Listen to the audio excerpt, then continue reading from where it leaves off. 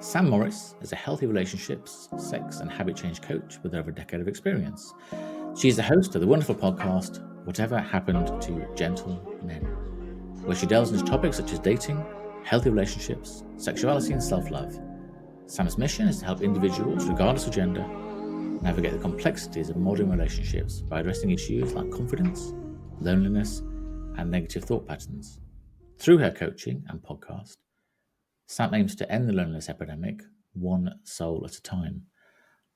Something I have huge empathy for, and I think something that we'll come on to in terms of just how big a problem loneliness is. But Sam, first of all, super welcome. Thank you so much for joining from the UK, which is wonderful to get two UK people here together. I just wanted to start probably with the obvious question. A little bit about your background and what helped form the person you are, and also what the journey was like from researching community justice to probation officer to relationship and change coach. So I actually started out working in court many years ago, and I hated every single second of it. And I don't know, like, if you've ever had a job that you really dislike a lot, where you kind of wake up in the morning and think, I really wish that I had the flu right now, just so I don't have to go into work. That's where I was at. So I desperately searched for another job, and because I liked the government perks of like flexible working and the pension was good and stuff like that, I found myself in a job in an all-male high security prison. And very quickly, when you work in that sort of environment, you do kind of get minimal training, and then they're like, here are a load of prisoners. And that's what happened to me. And so I basically got this caseload of people. And one of those people, I will always say, changed my whole life, because he was really sad. He was really depressed. And he was saying his life was over. He's got another 10 years in prison. And I just kind of had this conversation with him about how he had choices. He could choose to be miserable and sit in his cell for 23 hours a day, or he could take advantage of the situation. It's not a great situation, but he did do something to be in prison. Go get himself an education, go do programs that people outside of prison would pay a lot of money to do, see mental health, and by the time you get out, you can be a completely different person and change your life. Or you just sit in your cell and then you're going to get released and probably end up back here. Because statistically, if you haven't got anything to do in your life, that's what happens. And so he went off and started making these changes. And I was like, oh, maybe I'm good at talking to people. And so that is when I retrained. And so I went in and I started retraining as a probation officer. And I got to a section where they teach you all about what a healthy relationship is and how to be in one, like communication skills, things like that. And I realized that the relationship that I was in at the time was textbook abusive. And so I went away from it and was like in denial for a bit. But once you have knowledge, it's very, very hard to take back that knowledge. And so that one conversation not only led me to retrain, but it led me to getting divorced. And, like it's good. Like, we're in a good place now. We share a child. So it's took a long time, but we are actually, I wouldn't say friends, but we are civil to one another. But that was kind of my journey. And then, so I started working as a probation officer, and I worked a lot of cases with domestic violence perpetrators and victims. And it's just the nature of the job. And I started doing programs and teaching programs. And then I don't really know like what the epiphany kind of moment fully was, in that I was like, other people have these same problems. And normally there's a before bit before people end up, on probation. And there's a lot of problems out there. And so I started looking at kind of the statistics of people being in relationships, people feeling lonely. And it was just a whole journey. Over that time, I was healing myself because of what I'd been through. And I realized that every relationship that I had been through up until that point had been kind of a replica of my biological father. And so I did a lot of work on myself. And then once I was kind of fully healed, I actually met my husband, my now husband, who walked up to me randomly and was like, "Hi, I'm Alan Morris." As you do. Ah, yes. And instantly in that moment, I knew, like, I didn't know what it would be, but I knew that he was supposed to be in my life. And I've had that happen to me quite a few times with like friendships and stuff where just something within my core is like, this person is a good person.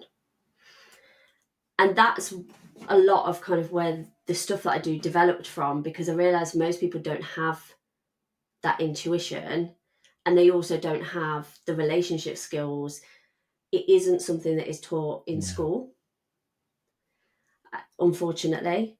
I really do feel that they should, and I see the difference. You've got to feel a bit sorry for my children, but they have me that I'm like, well, this is not right and this is right. And I've got a 16-year-old, and she instantly, like, when she's had some experiences with boys and they've treated her ways that I've taught her is not okay, she instantly is like, no.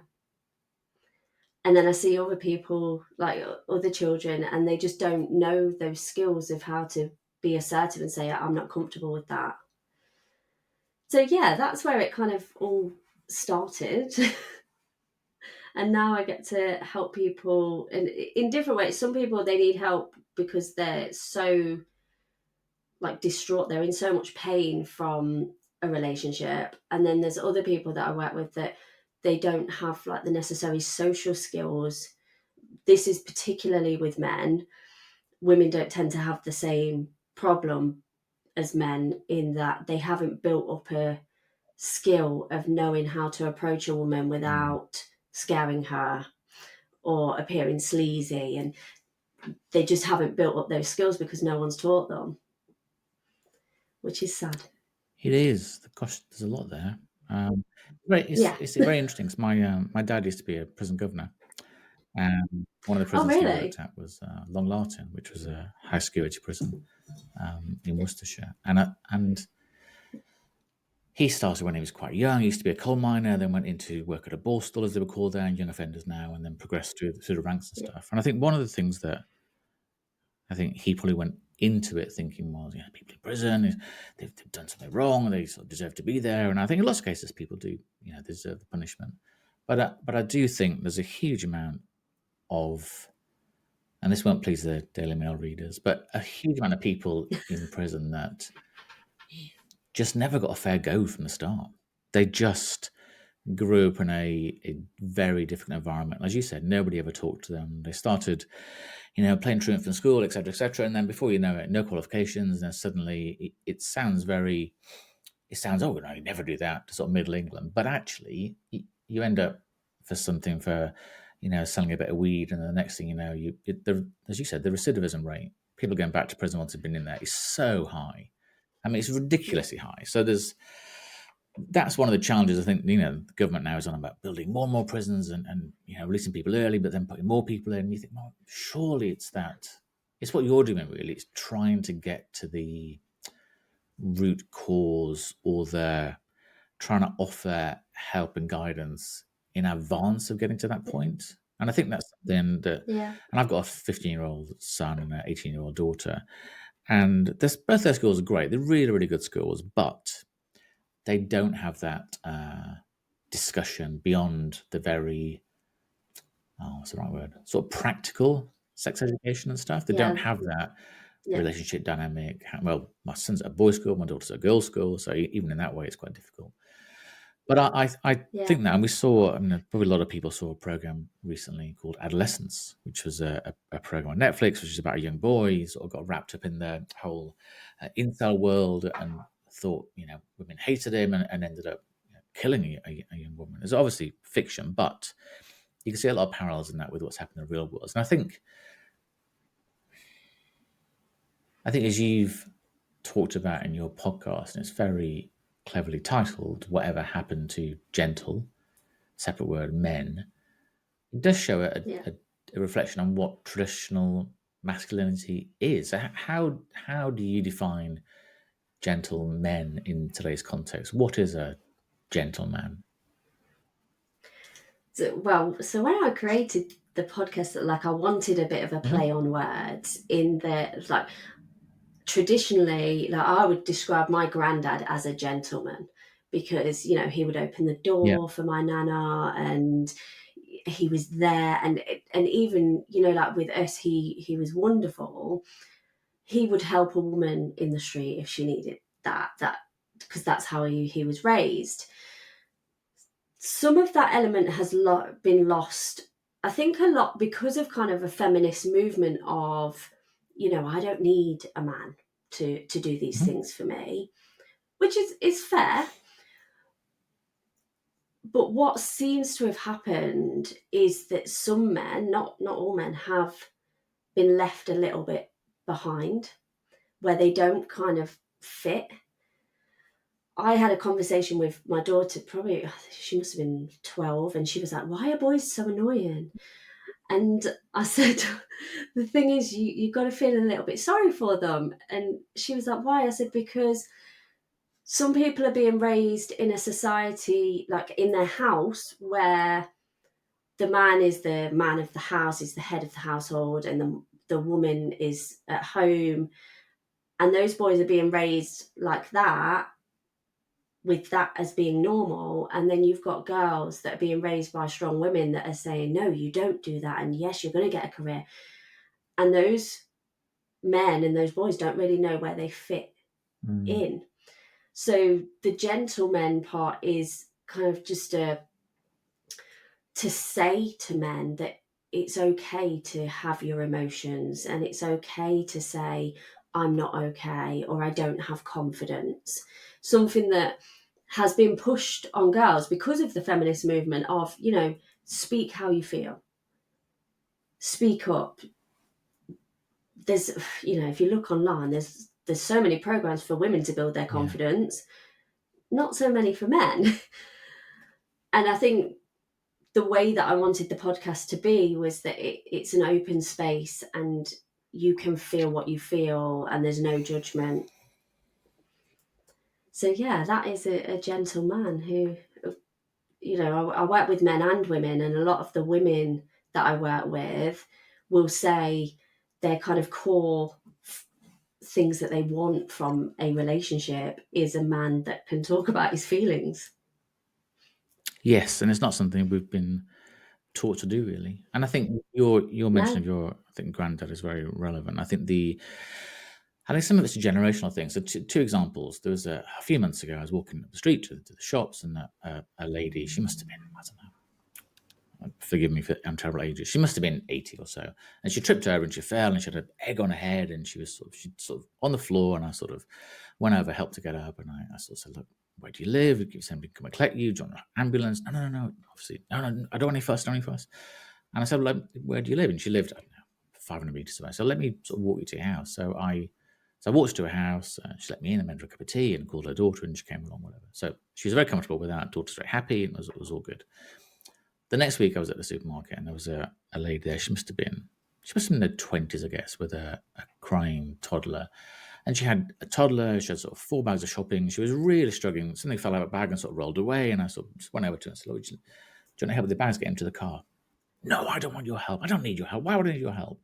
And it was just, I'm sure in the moment she was just, harassed and felt, bloody hell, I don't want this bloody guy coming over sort of wanting and helping me. Whereas the older lady and her daughter must have been sort of 50s. They were so grateful. And I think, but if it had been the younger woman had fallen over, and I said, look, do you want me to come to your house and I'll come in and make a cup of tea and sit on the sofa with you. I think there is that sort of generational barrier in a way that, and you don't want men to get to a stage where they don't stand up to give their seat to a pregnant woman, or they don't help somebody that's struggling, or because if it had been a man that had fallen over, I still would have helped them. It's over a man struggling with the bags. It wasn't a gender thing. It was just I've got 2 free hands and some time. Surely it's better for me to come in and help rather than watch somebody struggle. So, and do you see when you talk to your clients that there are recurring challenges in their relationships? Do they tend to come with you with, obviously every issue is different, but some sort of core similarities that they tend to bring?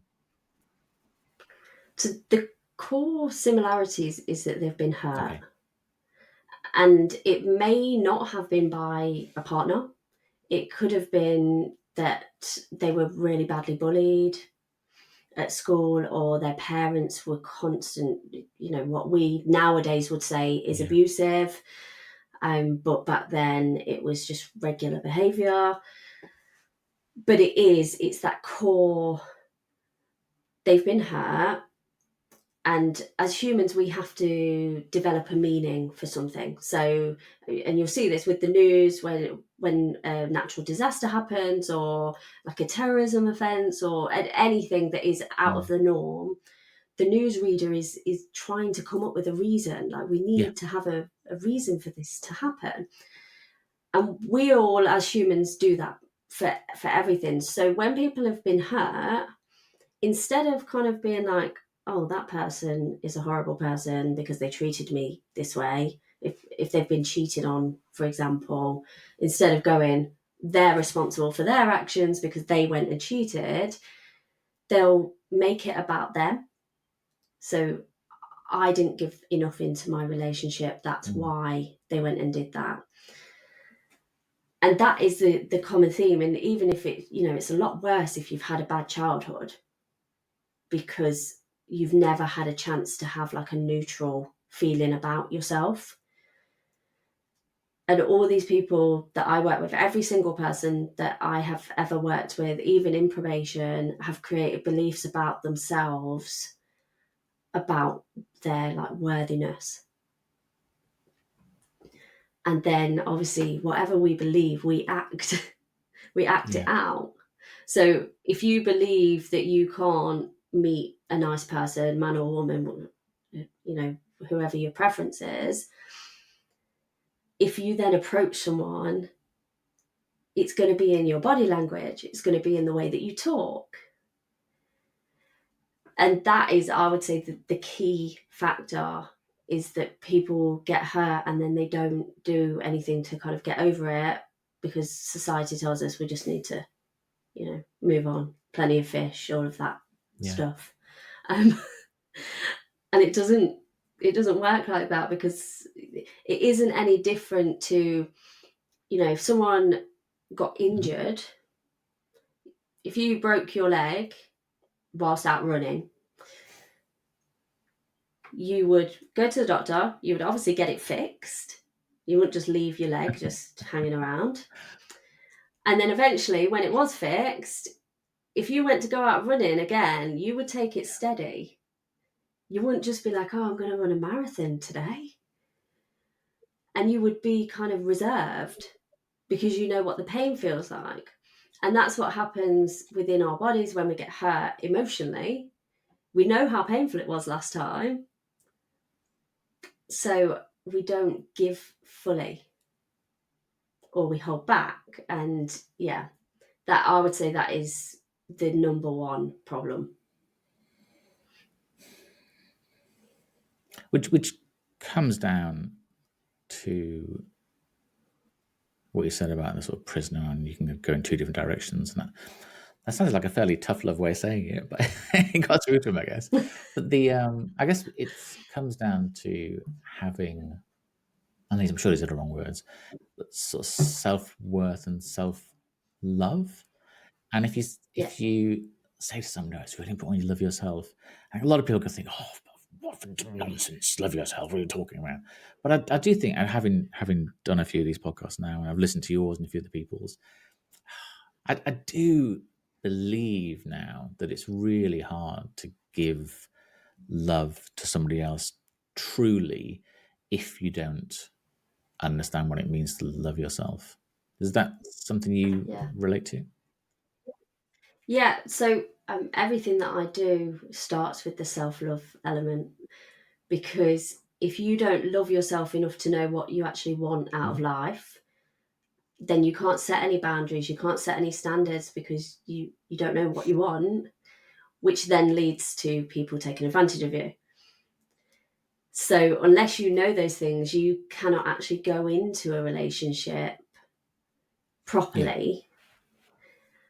And we build up these beliefs about ourselves based on the way that other people treat us, but external validation doesn't then make us better. So if you've already got a belief, because you've been hurt, you've already got a belief about yourself that, you're not good enough, or it doesn't matter if you got in a relationship with someone that was constantly like, you're so beautiful, and I think you're so intelligent, and all of those things, it means nothing. We actually have to start ourselves to believe that. And there's lots of science behind that, of, with anyone. Like, I could say to someone, well, you're amazing, but inside they go, no, I'm not. And it's kind of weird the way that, like, our brain and our body is wired, that when people treat us badly, we take that as a meaning about ourselves, but when people treat us good, we don't. Yeah. But yeah, self-love would be kind of the starting point. And I think a lot of people don't realize that they don't have love for themselves. So a lot of the people that I meet will have it's like a conflict in their brain, where their logical side is going, well, actually, I'm a good catch. So I've got a job, I maybe own property, or I can provide for myself, and I can hold a conversation.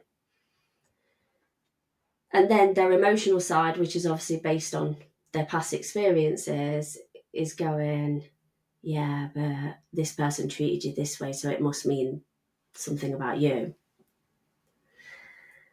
And that is the problem, because most people, they're like, yeah, but I am a good catch. And then when they go a little bit deeper, they realize that it's inside is not saying the same thing as what their logic is saying. So I always encourage people, kind of the first step is to start catching what you're saying to yourself. Because we all have an internal narrative all the time. And it could be you were going to send a text to someone, and then you're like, oh no, I won't do that. And then you're saying something to yourself at that point. And so I'll say to people, catch what you're saying to yourself, and then you've got to challenge it. So does it make sense? Is it logical? If you said it to somebody else, would they say, oh yeah, that's true? And have you got any evidence to back it up, like tangible, factual evidence? And if not, then maybe it's just your belief system. So yeah, that is kind of the foundations, I would say. And did you find personally that you achieve sort of self-love after your divorce before meeting this new partner? So what I'm thinking is, I guess, if you Yeah. it sort of feels in a few minutes we've sort of spoken that if you'd had the self-love before, then some of the relationships you went into that were echoed your sort of parents would be very different. And that's hard though, isn't it? Because if you come out of a family home and things are a certain way, then why would you naturally go completely the opposite? No, I'm going to go completely the opposite way, because you've seen and lived something for 16, 18, 20 years, whatever. So suddenly to sort of try and, no, kick that to the curb. I know that's wrong. It's different. It's very hard when you're still a teenager to think that way, isn't it? Yeah. And I think the thing is, if you have kind of, certainly if you've got parents that made you feel as though, you needed to be Yeah. more, like you were never enough for them. When you then meet people as an adult, you kind of overcompensate and do additional things and let part of yourself go because you want to be loved. And that was like, for me, that's all I wanted. I just wanted someone to Yeah. love me as much as I could like give the love out. But what ended up happening was that I was overgiving and I was letting people walk all over me and do things that now instantly it would just be I will cut contact with you, um, because I'm different now. But back then it wasn't just in romantic relationships, it was like Mm. friendships as well. I had some friends who treated me terribly, and they would talk about me behind my back, and that's not what friendship is. But actually, when I started looking backwards and was like, oh, okay, there's a pattern there, this keeps happening. But you only know what you Yeah, know. absolutely. Yeah. So a lot of people that I end up working with, actually they see something Mm. of mine. Like they'll see me talking on a podcast, they'll see a random clip on Instagram, and that is generally where they come from, where something that I say, they're kind of triggered in their head, similar to when I was learning about healthy relationships, of, oh, that's me. And it goes back to that we don't learn this in Yeah, we school. don't. So how are you ever supposed to know how to get over a bad relationship if you've never learned that, and you're taught, fairy tales of everyone lives happily ever after and all of that? Yeah, that would be nice, but that's not really how it is. It's not reality. Even if you have a happy marriage or happy relationship, there's still arguments. There's still, because you're two different Yeah. humans and you like one thing and they like something else. So you still have some sort of issue there, and you need to learn how to deal with that part of it. It's not fairy tale.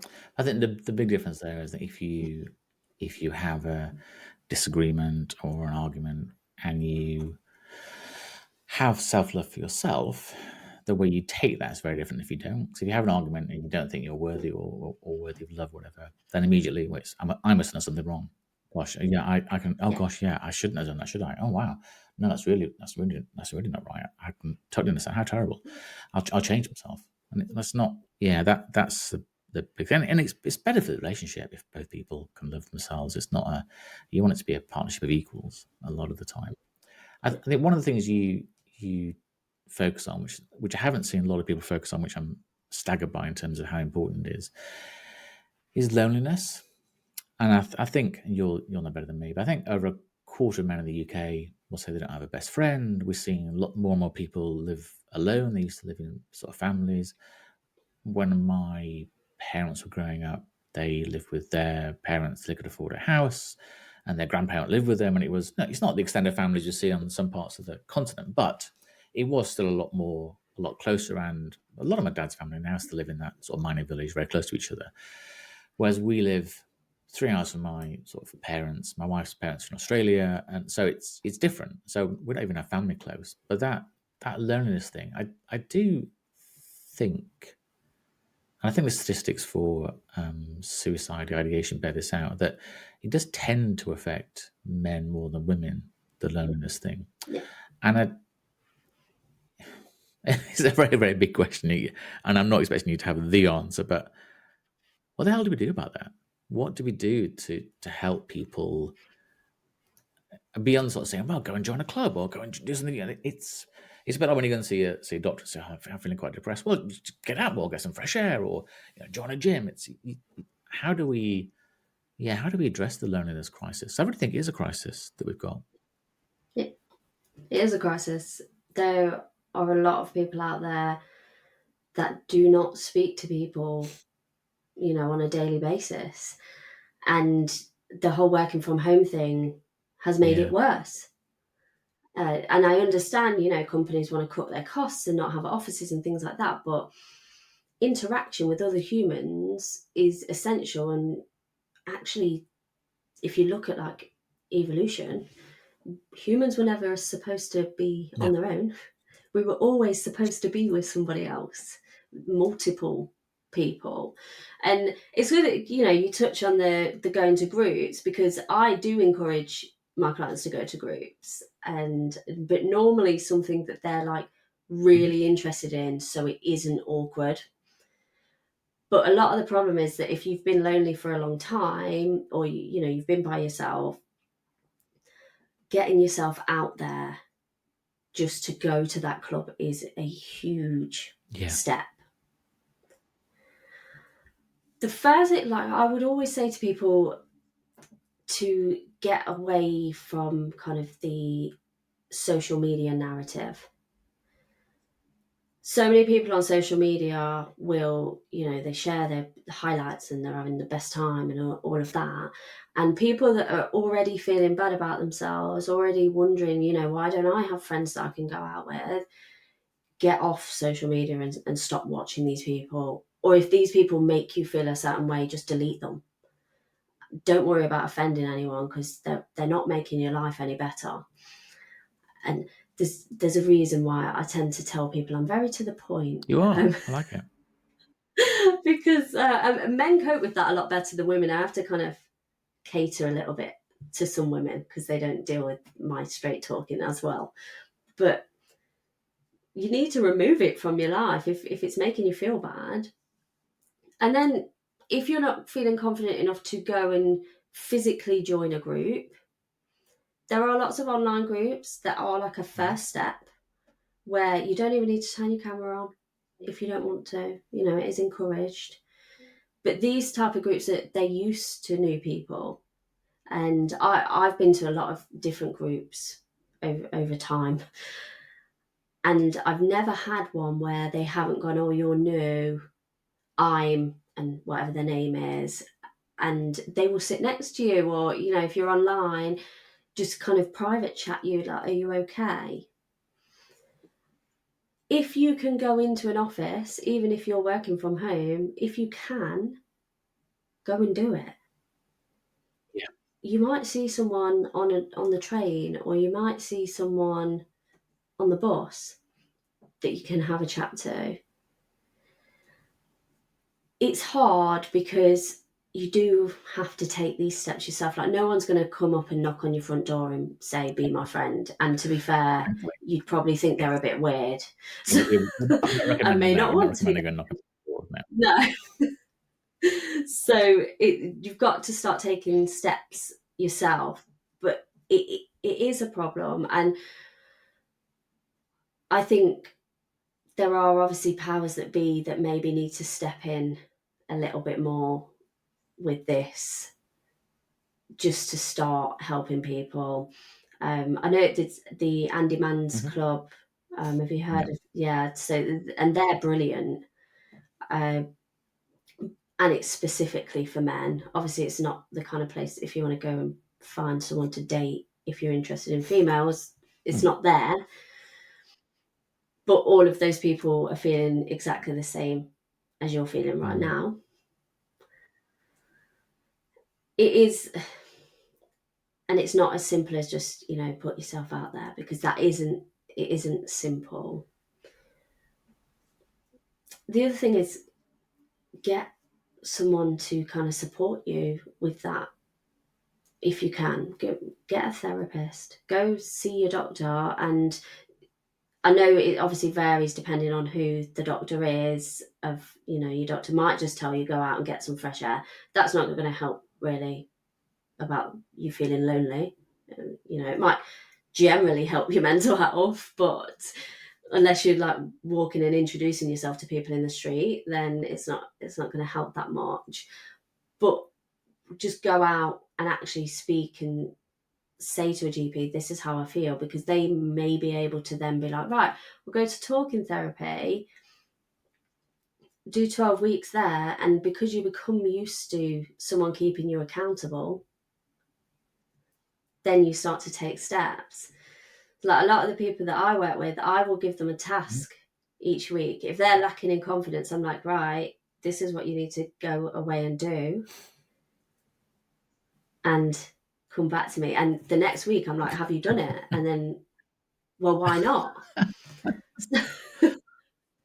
So yeah, but they choose to work with me, so Absolutely. that's Yeah. how it is.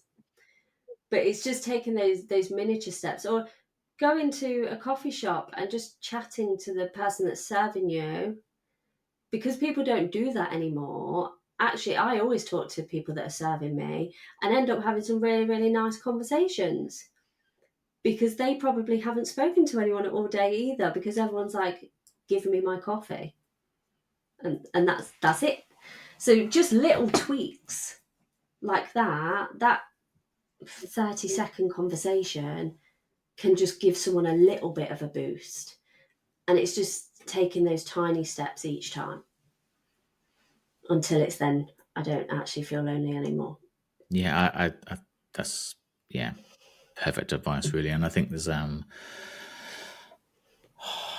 couple of things in there. So my sister works on the sort of checkouts in a supermarket, and she'll often say that she knows that a lot of people that will come into the store, she's the only person they're going to talk to each day, and she knows a lot of them come in every day to buy one or two things when they could easily come in once a week, and she'll intentionally engage them in a conversation. And I'm always much better than I used to be when I was younger. I'm always very, very happy to let the person in front of me chat to the supermarket checkout place. If I want to go quickly, I'll go to the self checkout or whatever. I don't want to stand there tutting, look at my watch. I think, well, that might be the only chat they have. And I know Sainsbury's did a thing where they had in their coffee shops some tables that were marked as, if you're happy to chat, come and sit here. And people could sort of sit on the table and actually have somebody to talk to, which I thought was really, really good.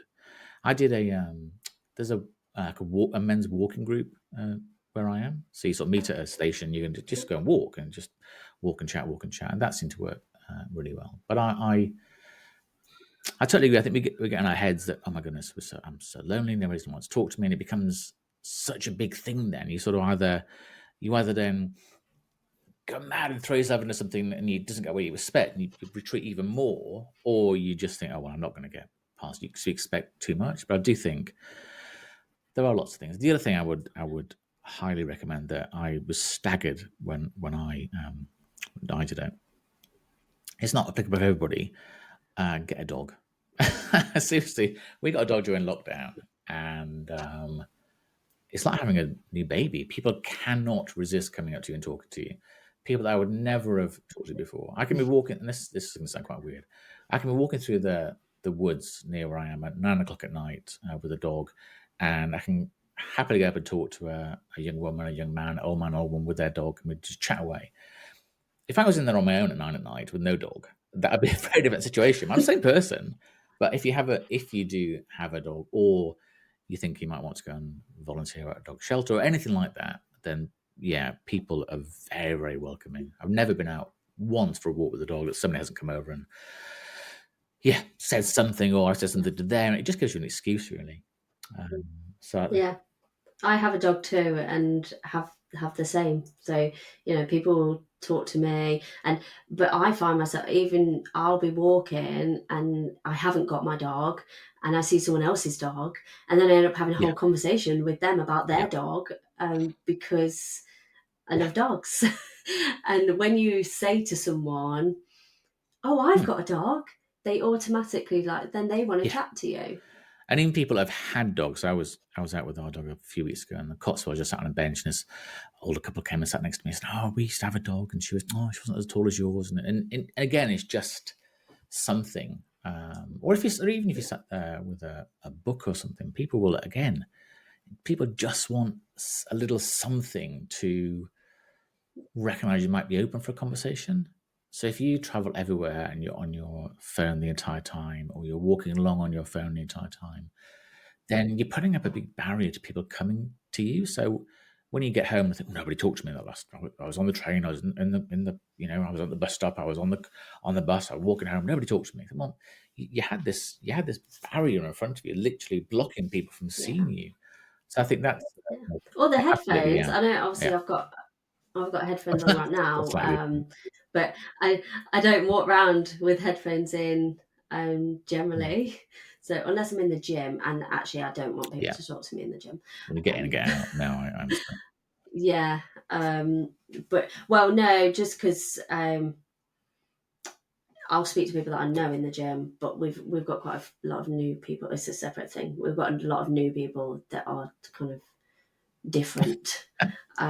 So yeah, there's a lot of people that are kind of trying to come up and tell you how to do things, and I'm like, I'm not Yeah, interested in you. that's not But, really. but yeah, if you're on the train or Mhm. you're on the bus and you've got headphones in, no one's going to talk to you because it's going to be this whole Yeah. yeah. So I've had the opposite, which is terribly embarrassing when I'm walking down the street and I hear somebody talking to me. I think, oh, I'll turn around and talk to them. And I say, are you okay? And they're talking to somebody on their headphones with their phone. So embarrassing. yeah, But it's really hard to know. They're literally walking along, talking completely out loud. There's nobody else there apart from me. They've got the hairs over their ears. I can't see anything. And they look at you like, what? Oh, God, sorry. I thought you were talking to me. Yeah, it's yeah. quite awkward. But 10 years ago, you'd have just thought they had some mental health issues, Absolutely, and yeah. And now it's compulsory almost. So yeah. loneliness we've sort of talked about, and I think there are lots of things. There are lots more things that people might expect. If you still get a local paper where you are, if you turn to the back and look at the what's on thing, there are so many things that even if it's going to an art gallery, going to a display, going to a local theatre, something, because it's just you happen to be in a space with people, it's almost expected that you talk about something because you have the thing in common to talk about. So nobody has to be lonely, which I think is an important thing to say. But then beyond that, so being lonely is one thing, not having a lover or partner in your life is something different. So how do you help people that come to you? They obviously have some negative thought patterns. They might have struggled before to sort of date people. They might have tried apps and it hasn't worked. How do you get them to feel more confident and more able to approach somebody in a non-sleazy, non-threatening way?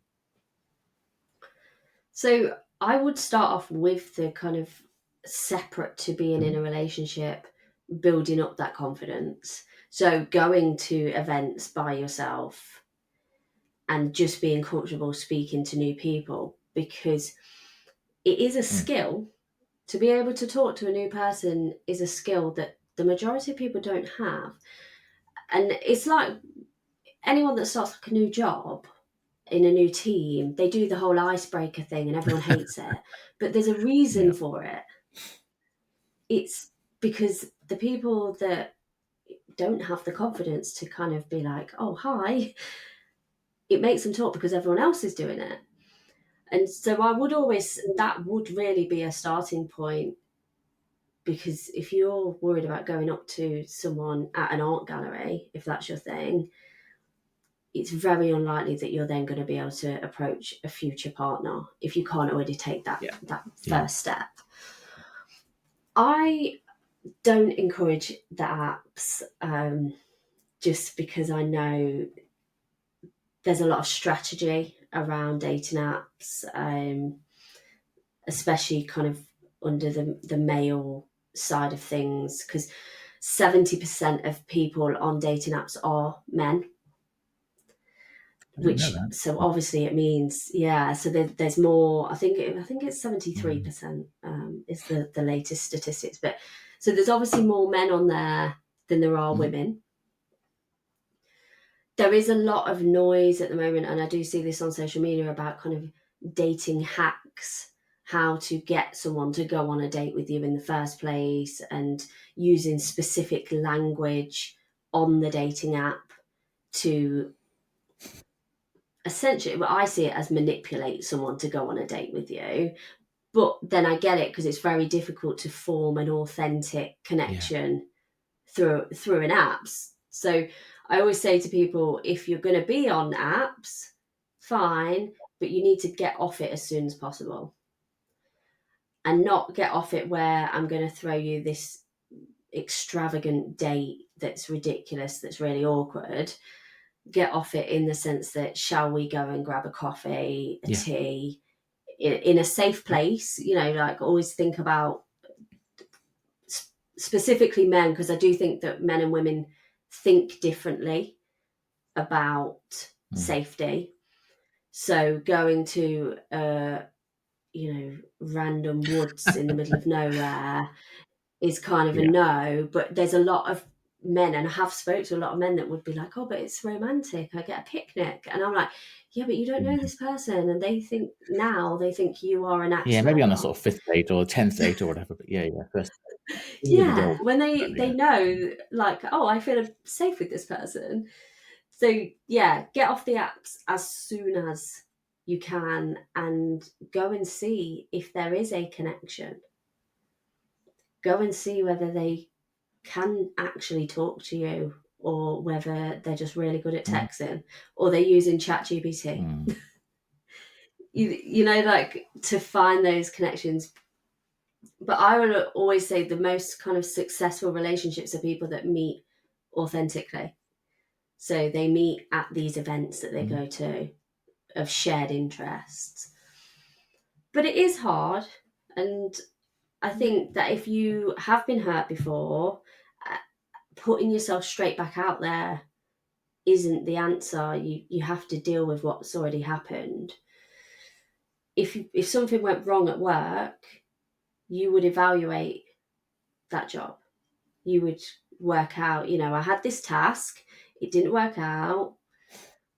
What did I do? Where did it start going wrong? What can I do differently next time?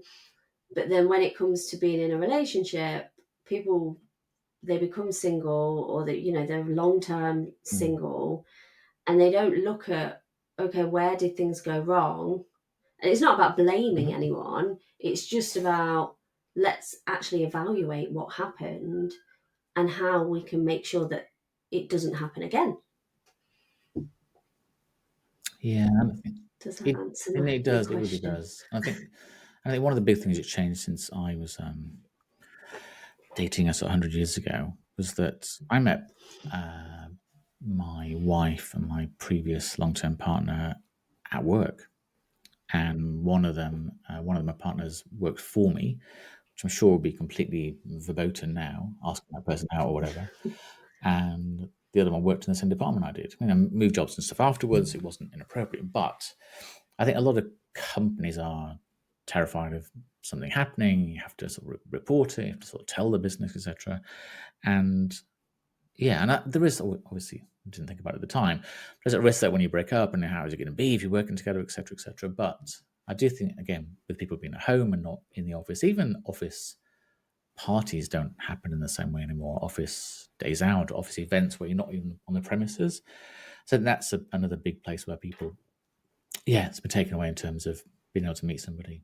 But I think a lot of it, as you said, even in the build up to wanting to go on a date, the date itself, and then afterwards, is how we communicate. And I think that doesn't sort of stop once you've met somebody. Yeah, I like this person. It becomes even more important. And I was talking to somebody a few months ago, be sort of saying, like, when you've been with somebody 2 years, 10 years, 20 years, whatever, things that you like or enjoy or want to do or want to try, whether it be sexually, or it be a holiday, or an event, or whatever, your taste in things change really. But I don't think we are naturally, or maybe we are, but I think we've seemed to have lost the ability to be able to communicate safely. If that makes sense, because there's some things that I Yeah. might sort of say, look, I know we've been on holiday the same place for 10 years in a row. I really don't want to go there again. I want to go somewhere else. Oh my goodness. And you don't want to throw it to your partner. Your partner thinks, oh my goodness, you haven't enjoyed the last 10 years and you must have hated it. Oh my goodness. No. Or you sort of say, look, I've always wanted to try this in the bedroom, or I've never liked this thing we do. And you don't want your partner to think, oh my God, I'm trouble in bed, or no, they want to do something that's perverse. Or how do you, as a individual in a relationship and together, create that sort of safe space to have a conversation, that you're not scared of the outcome, so therefore you avoid the conversation? That's very So I convoluted. think, Sorry, does that sort of make sense? no, I know what you're saying. With that, if it's going to be something that potentially the other person needs time to Hmm. process. So a lot of the time when we have kind of, I want to try this new thing, or I want to go here, or I didn't Yeah. like that, we just blurt it out to Yes. people. But we've been processing Yeah. it for quite a while. Like, the majority of people don't just be like, oh, I don't like that anymore, and now I'm going to Yeah. blurt it out. We sit back and we go, oh, okay, what is happening there?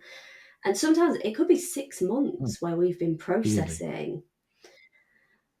And so if it is something that you feel this might upset my partner, or this, you know, and you can do this with your friends, your family members, whoever it is in your life, you need to give them time to process. So what I will always say, to write it down and say, you know, I've got something that I would really, really like to discuss with you, but I want you to process it first. And I always say, if you write it like really clear, of like in sentences such as I feel and I need and I'd like you. So very clear of exactly what you want, because sometimes people take things a different way. So for example, if I'm doing a webinar, a group webinar, one of kind of the first activities that I get people to do is I say, right, I'm going to say a word, and I want you all to type in the comments the first thing that comes into your head when I say this word.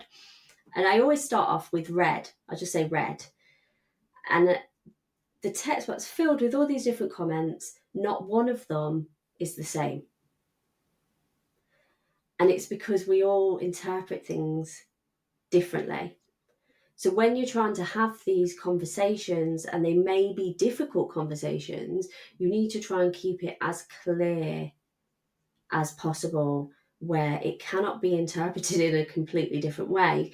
So when you say I feel, it's quite difficult to interpret that in a completely different way. You know, I feel sad is very basic of I'm unhappy. When you keep it clear, they can't make up different reasons for it in their own head, and then it gives them time to process. These skills they take development time, and you could get to a point where you no longer have to write it down, and you can just say to your partner, because they're so used to you using those words and being very clear about it. But I also think so many people will react to a situation where, you know, something's gone wrong, something's upset them, and then they'll start, well, you did this.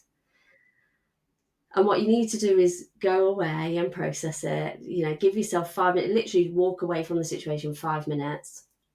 A skill that I do this with my children. Obviously, you've got children, so you know children can stress you out, right? Um, so can Yeah, absolutely. partners. And I will always say, my kids will say something to me, and I'll go, right, I need to go wash my hands. And I wash my hands with cold water, because what that does is that re-regulates your body. Because when you feel a certain kind of negative emotion, your blood starts pumping faster. It's an actual bodily response of kind of the fight, flight, or freeze thing. So if you go wash your hands with cold water, it re-regulates the reaction your body's having. But it also then gives you time to think, because you can't think logically when your emotions are high. So I need to go wash my hands.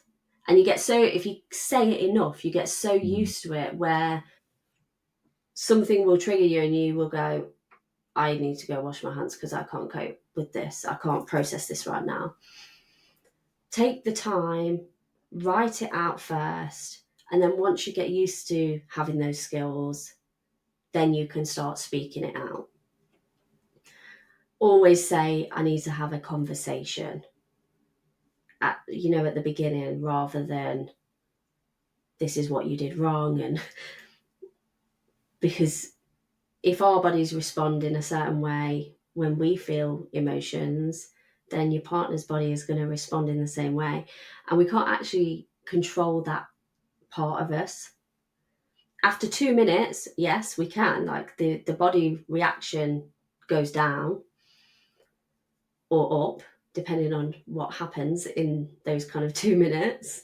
So if you've got like a really angry person, you saying to them, calm down, or you shouting back at them doesn't solve anything, because it's their body that's in the reaction and it's not their brain that has clicked in yet. So yeah, that's my kind of top That's a great. tip. Start with the writing And wash your down. hands a lot. Yeah. I will freely admit I'm very, very guilty of responding immediately. Well, I try and be better, but I don't know. My daughter's studying for A levels, and she might come in and say, "Oh, I'm going to a party tonight." No, you're not. What were you talking about? You've got the A levels tomorrow. What? And what she's really saying is, I'm going to see a friend, and we're going to do some sort of studying together, and afterwards have a drink. If I'd gone away for like a minute and thought about it, as you say, actually, okay, let's just hear the rest of it. Yeah, but I tend to be right. Here's what you need me to say, and then I'll sort of say it. And it's my wife's much better at metaphorically washing hands. So I think the washing the hand thing is a very, very good idea. Because you're taking yourself Yeah, physically out yeah, of that space. So then you have a bit of time to process. But I do also think, like, because I will say to my children, I need time to process. So don't come at me like with something that you know that I'm not going to be happy about yeah. it, because everyone knows this stuff. Like, you know, if you're going to have a difficult conversation with your partner, like you know that it's going to be difficult for them. And kids also know these things, which is why they look sheepish when, when they've got to tell you something. So I think it's fair to also say to people, don't expect an instant reaction from me. Tell me something and then move away, let me process it, and then we can talk. But it is very interesting now when you sort of say that as the person that's, and it's as often as not a statement somebody makes as opposed to a question, that person's been thinking about it for, it could be a day, could be a week, could be. I had a good friend of mine who was really sort of struggling in his marriage and didn't know what to do, and he was getting more and more built up about it, and he sort of thought about it for a year and never said anything to his wife at all. And then one day he sort of just came home and literally blurted out, I can't stand you anymore, I don't want to be married to you anymore. And this poor woman was like, what? I don't know, where is that coming from? Because in a person's head, they're almost, well, they must be up to speed with where I am, because I've been feeling this way. But if somebody's thinking something very different and you suddenly blurt something out, then it is very hard. As you say, you can't assimilate it because they've had it in their mind for 6 months and you've had it in your mind for 6 seconds. How on earth are you supposed to have that? So I do think having that, I'd like to have a conversation and here are the things that I'd like to talk about. I want you to sort of process it just so we can have a conversation from the beginning. Let's go into this openly with no predetermined answer, and I guess gives the person respect you doing that, really. And you have very clean hands as well, which is always good. Yes. Yeah, it's It will great. absolutely No, work. Yes. That's a good reason. So you've helped somebody see that they can get into a relationship. They've started a relationship. They're happy in their relationship. How do you advise or help people to maintain their independence? Because if you've been hankering for a relationship for a long time and you're in a relationship and you're very happy and you think, wow, is there a risk that you then, you lose, that you become too dependent on the other person, which is a bad thing as well, I guess. Yeah. I will always say to people that they need to keep something for themselves. And this actually, I've learned extra things over the years, but this comes from my mum. My mum has always said to us that you need to be, time with your child, each individual child, you spend time with them, you spend time together, like with all of your children, however many children you've got, you spend time with your partner, and then you spend time just being you. And I think people forget that part. So I would always say to people, you need to have one activity. It doesn't need to be where you're taking advantage or, someone thinks, why are they always out? One activity a week that you are just yourself, not you as a couple, not you as a parent, that could be as simple as you get up 15 minutes earlier than everyone else and you sit and do something that you like doing.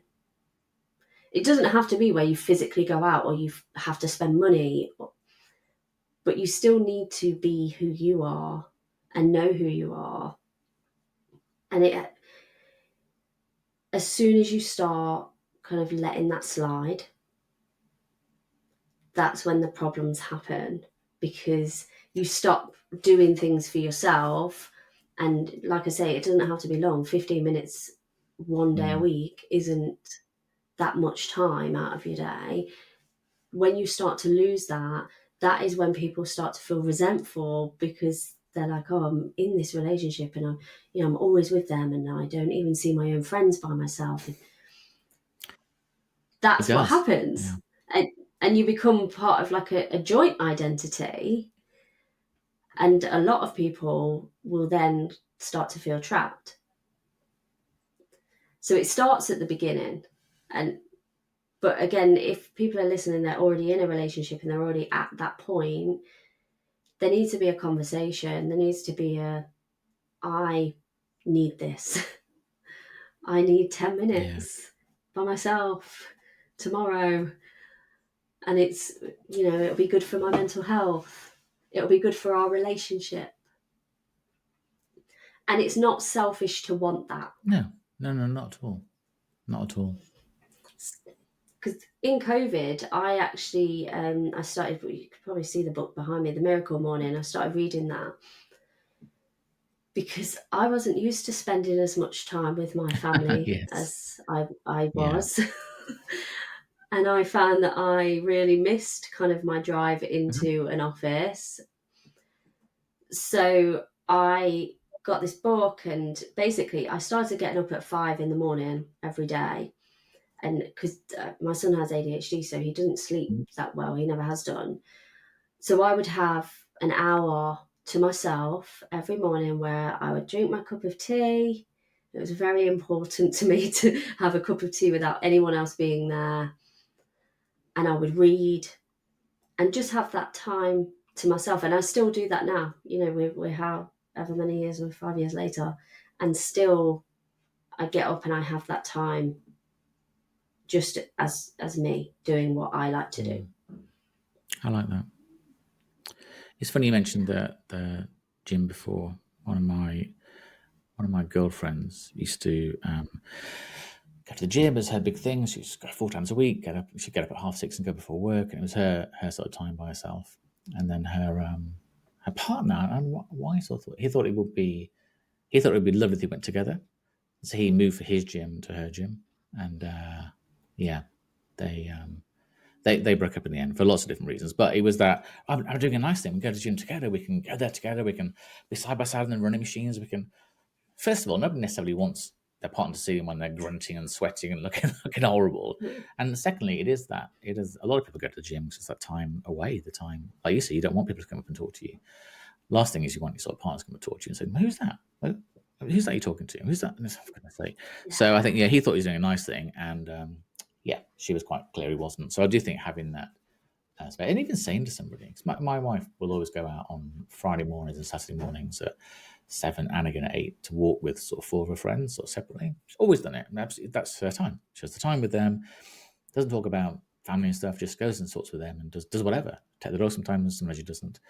I'll tend to go out with the dog in the middle of the day, and that's my hour. I'll listen to a podcast, or I'll just walk and just look around and meet other dog walkers, and that's my time. And I think both of us know that the last thing. My wife will occasionally say, "Do you want, I'm going out with Zoe. Do you want to come?" So, yeah, you really mean that, don't you? It's like if you say yes, it's the last thing possible. So no. Well, we do separate trips, and it's quite funny because I go away with my friends. It was a week this year actually, which is a long time, but and he goes on a golfing trip. And this year, one of my friends was like, "Oh, do you want to bring Alan next year?" And I was like,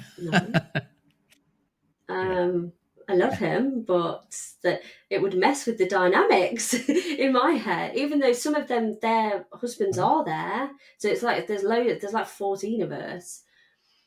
But for me, because I do that separately to him, it's a bit like me trying to going on his golfing holiday. That would just, Yeah.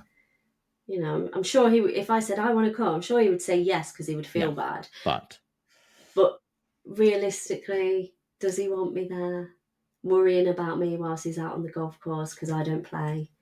No. So just having those times, but it's a yeah. conversation. Like with your friend, if there'd have been a conversation that obviously there were obviously other issues, but that particular issue, actually, I really enjoy the Yeah. time at the gym by myself. I watch a whole video whilst I'm on the Yeah. treadmill. I watch a 30-minute video or, whatever it is, Yeah, because you're not saying, having those yeah, because you're not conversations. saying I like not spending time with you, and I like spending time doing this thing. I love to watch. I've no idea. The Real Housewives of Cheshire. I know you hate it, so I watch around the gym, which is fine. Or I love watching 24. I watch to the gym, and that's exactly Yeah, that. So I think that's right. I think the yeah. whole other thing, yeah. And how excited are you to see you when you get back? Hopefully, a lot more. And now I've taken up a lot of your time. I've got two more quick questions. That's okay. What's that? Okay. So Yeah. the first one is, and I always think about this, and particularly even going back to your probation officer days and everything you've done since then. You've always been in a very caregiving profession, obviously, which means you give a lot of yourself to other people, and you hear a lot of things that I'm sure at times are quite traumatic. I wondered, how do you protect your own mental and physical well-being? How do you make sure you can then turn up for your family, for your clients, for your friends, etc.? So I don't do like back to Mm-hmm. back stuff anymore, because I can't bring the same Yeah. energy. So I tend to, if I have a one to one, especially if it's particularly kind of traumatic, I will always have in my schedule to have an hour time Mm-hmm. out. There's a lot of different things that I do, because I deal with a lot of people that are dealing with kind of extreme Yeah. trauma. So I will go through steps with them at the end of a session to bring them Mm-hmm. out of it, but it also kind of brings me out of it. It's awful to say, but I think that you do become a little bit immune. And I have a friend who is a doctor. She's very used to seeing people die. It does, there's some cases where she will get upset, but the majority of the time she just gets on Yeah. with it. And I think that's similar Mm-hmm. to me because I've heard a lot of stuff. I don't think that there is anything now that someone could say to me where they would realise that there's any sort of judgment or anything because of the stuff that I've heard. Obviously, I've worked with a lot of people that have committed sexual Yeah. offences. I've heard a lot of things that the majority of people would not be able to Mm-hmm. deal with.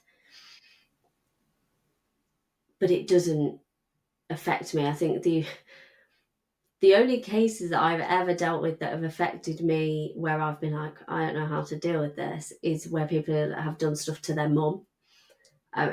Which is bizarre because most people would be like, oh, it's children, or but you do become kind of immune to that. In terms of kind of setting boundaries, because sometimes I will have clients that will message me at 12 o'clock at night, and then if I don't message back, which obviously I don't message back, there'll be like question Yeah. marks, and I will then go back to them within normal Mm-hmm. working hours and say, it's unacceptable for you to be Yeah. messaging me at those times. We're trying to kind of build your communication skills. And if you can't manage the fact that I'm not responding to you at 12 o'clock at night, then a partner is not going to like that very much either. I do go for walks. I meditate Mm-hmm. a lot. I do encourage meditation, but obviously not everyone can kind of get into it. I exercise. Epsom salt baths. If you have a lot of emotion, you sit in one of those and it just takes it away. So like Mm. bizarre, but they started because my son, I said he's got ADHD, and there's a lot of research about having salt baths calming the ADHD down. So we started doing that, and I was like, oh, maybe it'll calm me down. And yeah, there you go. It Mm. works. So just being Yeah. mindful of what is happening to you.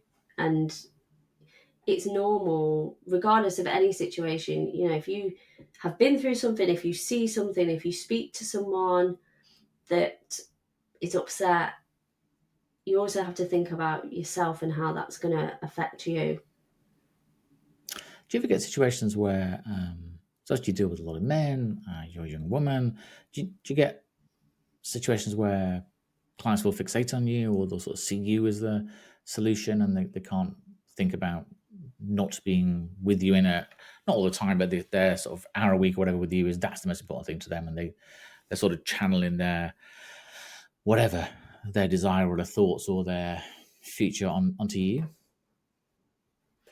I've never had it since I've worked Mhm. privately, because I do know the steps of kind of Yeah. fixation, and I know kind of the patterns and Mhm. how it works. So I have had people that, it's probably upset them, where I have said to them, I am not Yeah.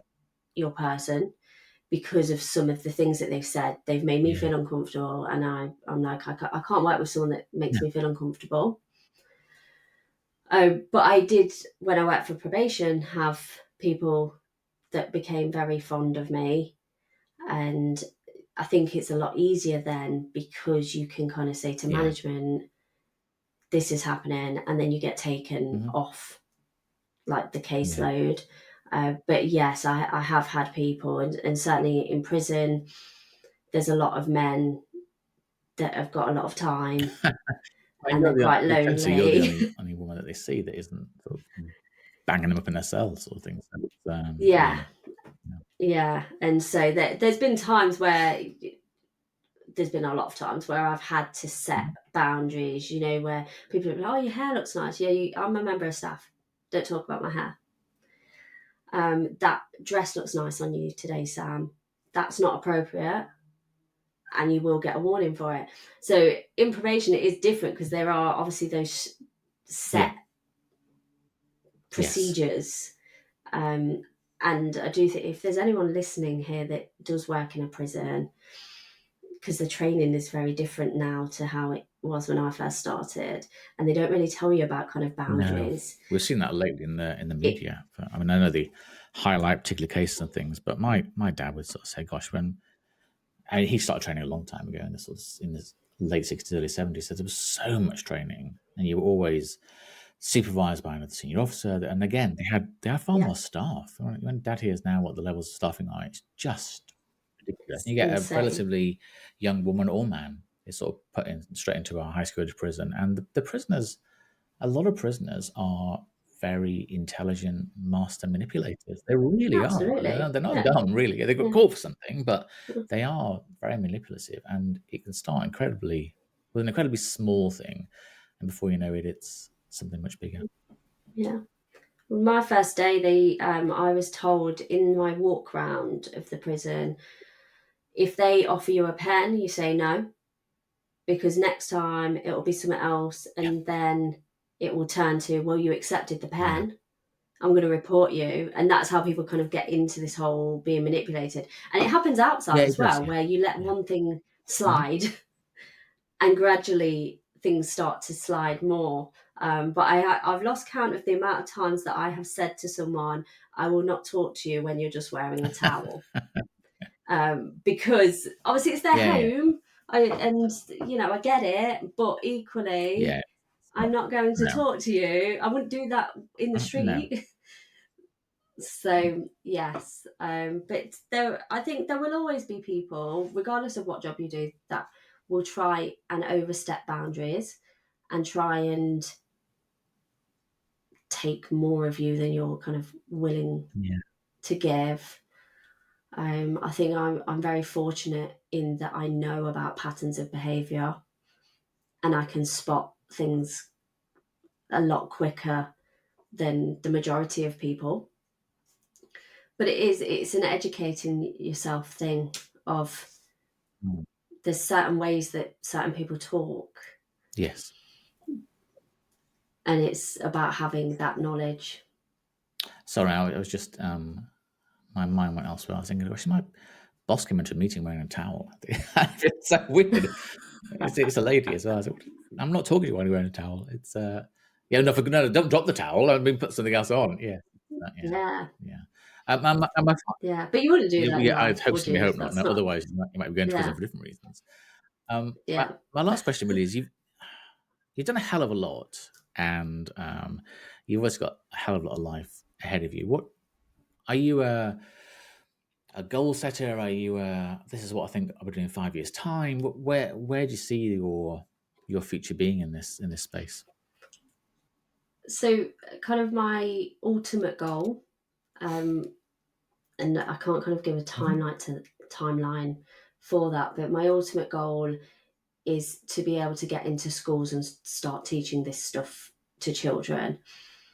I would really like to set up a charity, not something that I'm earning money from, because realistically the government aren't going to pay for it, but a charity that can go in and teach relationship skills to the children that are not learning it at home, so that it has a knock-on effect of, if you teach people to be able to communicate, then they'll be less Yeah, lonely. And then there's a lot of kind of statistics around sexual offending and people being mhm, lonely. Like, I'm not taking away from victims at all in any way, but it would prevent more yeah, victims having those communication skills, having knowing like how to be in a relationship without blowing up and reacting in mhm, anger. That would kind of be my ultimate aim, because I've seen the damage that people not learning this stuff does. So yes, that would be like end goals, I think. But for now, I just want to keep helping as many people as possible. Every single person that I work with, whether it's like group or one to one, starting to see that progression. And when they come and they say, "Oh, Sam, I did this," and 2 months ago they'd have yeah. never ever been able to do it, it brings me a lot of joy, and it gives me a lot of purpose. So yeah, that would be kind of my goals. Fabulous. Yeah, I think the school thing. Yeah, I can't overstate how important that would be. I think for schools to have that, yeah, it's just a lot. There's so much. I do invigilating at this one of my kids' schools. Oh my goodness, the amount of paperwork to go through just to be able to do that, just to stand in a room with somebody else, another adult, and Yeah, literally watch people do their exams. But it's yes, once you get past that, hopefully, and now there are more and more sort of school trusts and things. Once you get into one, hopefully, then it expands to more and more. But I think schools would welcome that massively. yeah. Thank you so much for your time. I really appreciate Thank it. you for having me. You've given me yeah, I like the see this is the English way, they're very straightforward, very direct. It's not a sort of West Coast California sort of attitude to things. And it's yeah, I can see why Yeah, people yeah. Maybe they're surprised when they first come to you, but actually think, yeah, I can handle this. This is I don't want somebody just to pat me down and say there, things will be okay. I think when you talked about giving people homework and stuff, and that's because you don't get better in the session, like physiotherapy. You don't get better in an hour's yeah, physiotherapy. If you don't do anything at home, then nothing gets fixed. no, So actually going away with something and knowing that you're going to ask them or challenge them on it, right, have you done it? Well, why not? So I like that.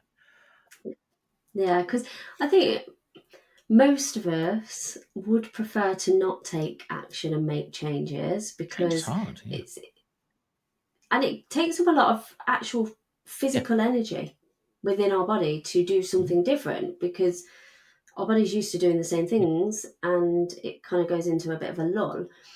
So having someone keep you accountable to that, and it doesn't have to be a coach, it could be one of these free online communities that you join, where you say, I want an accountability Mhm. partner, and today, I'm going to start Yeah. running, and you keep each other Mhm. accountable. And I think that's why it does work so well, because they come back to me and they're like, yes, Sam, I've done it. Or I'll get emails like halfway through the week saying I've done it. Well, how proud are they? They're But happy, you're happy, and it's a demonstration of moving forward. So I think it's really good. Yes. Right, I'll let you go and enjoy your day. Thank you very, very much. Yes. Thank you so much.